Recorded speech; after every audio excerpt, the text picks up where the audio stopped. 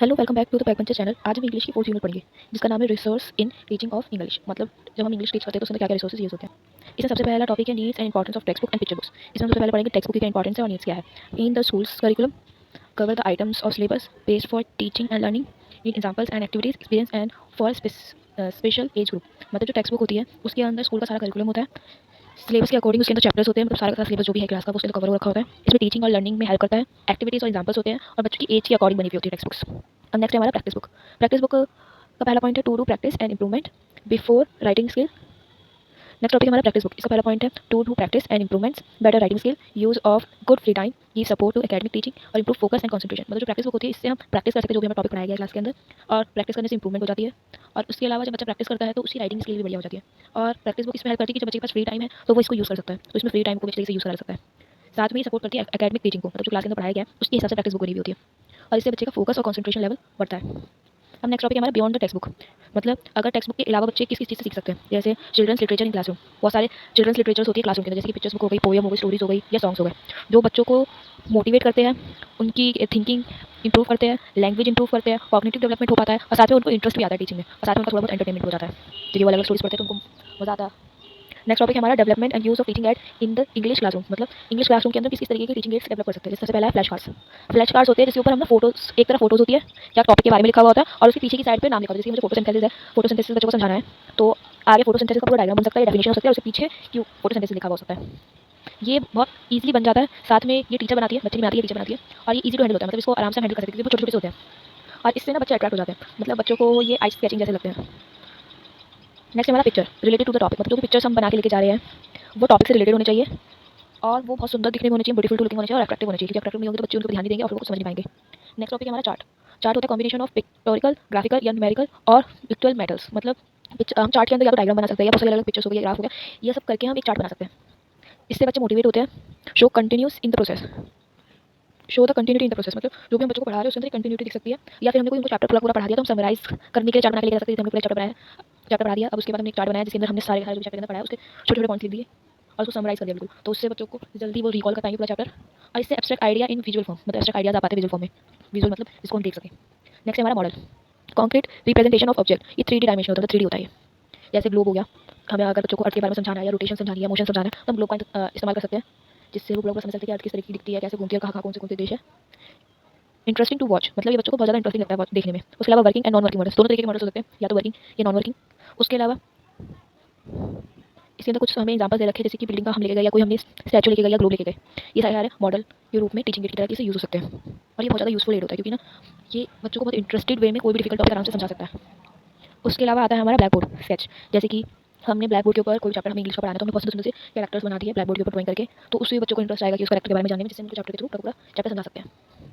ये very handing add होता है। इसके अलावा क्लीन द कॉन्सेप्ट, मतलब ये बहुत अच्छी तरीके से कॉन्सेप्ट को समझा देता है। हाईली यूजफुल है क्योंकि हर क्लासरूम के अंदर ब्लैक बोर्ड होते हैं तो इसलिए ये सारे यूज़ कर सकते हैं। नेक्स्ट है हमारा audio visual aids. Audio visual aids होता है जिसमें हम सुन भी सकते हैं और देख भी सकते हैं। इसमें सबसे पहले मैंने रखा ऑडियो एड्स, मतलब which can be here for example tape recorder या हेडफोन्स। मतलब हेडफोन के थ्रू जैसे अभी आप ये जो वीडियो ये सुन के समझ पा रहे चैप्टर के बारे में, तो इसको बोलते हैं ऑडियो एड्स। नेक्स्ट होता है visual aids, to visualise the things for example pictures या फिल्म स्क्रिप्ट। जैसे कि कोई फिल्म के थ्रू या कार्टून मूवी के थ्रू कोई चैप्टर समझाना तो उसके अंदर बच्चा देख के समझ पा रहा है तो वो विजुअल एड में गिना जाता है। और इसका बेस्ट कॉम्बो होता है जिसके अंदर ऑडियो भी हो और विजुअल भी है। Can be heard and seen for example video lectures, television, film script etc। मतलब जिसके अंदर बच्चा सुन भी पा रहा है और देख भी पा रहा है। जैसे अभी ये, जैसे ये वीडियो लेक्चर है, इसके अंदर काफ़ी सारा आप सुन भी पा रहे हो, साथ में ये टॉपिक पूरा पूरा देख भी पा रहे हो अपनी स्क्रीन पर। तो इसके अंदर बच्चों को जल्दी समझ में आता है ऐसी चीज़ें जिसके अंदर हम बच्चों को कुछ कार्टून सी चीज़ें या दिखा भी रहे हैं कॉन्सेप्ट पूरा पूरा और साथ में बोल भी रहे हैं। नेक्स्ट है हमारा एडवांटेजेस। मतलब ये ऑडियो विजुअल एड्स के एडवांटेज क्या है। इफेक्टिव कॉन्सेप्ट लर्निंग, मतलब इससे जल्दी अच्छी तरीके से कॉन्सेप्ट लर्निंग हो जाता है। उसके बाद सस्टेन अटेंशन ऑफ स्टूडेंट्स, मतलब जो बच्चों की अटेंशन है ना वो उनके लेक्चर पे बनी रहती है, क्योंकि वो जैसे हमने कोई एक सस्टेन अटेंशन ऑफ स्टूडेंट्स, मतलब जो बच्चों की स्टूडेंट्स की अटेंशन है वो लेक्चर पे बनी रहती है, क्योंकि अच्छी अच्छी सी वीडियो या फोटोज दिख रही होती है, साथ में आवाज़ भी आ रही होती है, तो बच्चों की नज़र सेट नहीं पाती क्या कोई भी लेक्चर सेट नहीं पाती, तो इसके कारण वो अच्छी तरीके से समझ पाते हैं। उसके अलावा इंटरेस्टेड होता है और इससे मोटिवेट रहते हैं बच्चे। और हेल्पफुल इन न्यू लर्निंग, मतलब कुछ नई चीज़ सिखा रहे हैं तो उसके अंदर ज़्यादा इस्तेमाल होता है। और उसके अलावा सेव एनर्जी एंड टाइम, ये टाइम भी सेव कर लेता है और एनर्जी भी सेव कर लेता है टीचर की। उसके बाद नेक्स्ट टॉपिक है हमारा रियलिस्ट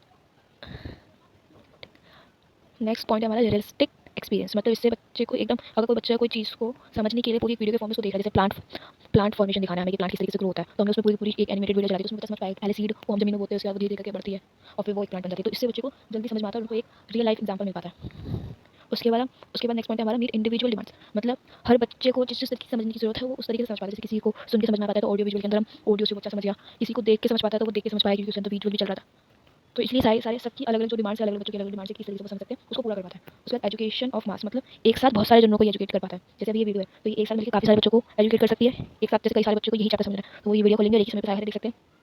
उसके बाद नेक्स्ट टॉपिक आता है हमारा e learning, learning programmes by electronic means, मतलब जो इलेक्ट्रॉनिक मीन्स से लर्निंग करवाई जाए या एजुकेशन दी जाए वो ई लर्निंग होती है। जैसे for example web based learning, virtual classrooms, digital collaborations और यूजिंग इंटरनेट, मतलब इसके अंदर इंटरनेट यूज होते हैं।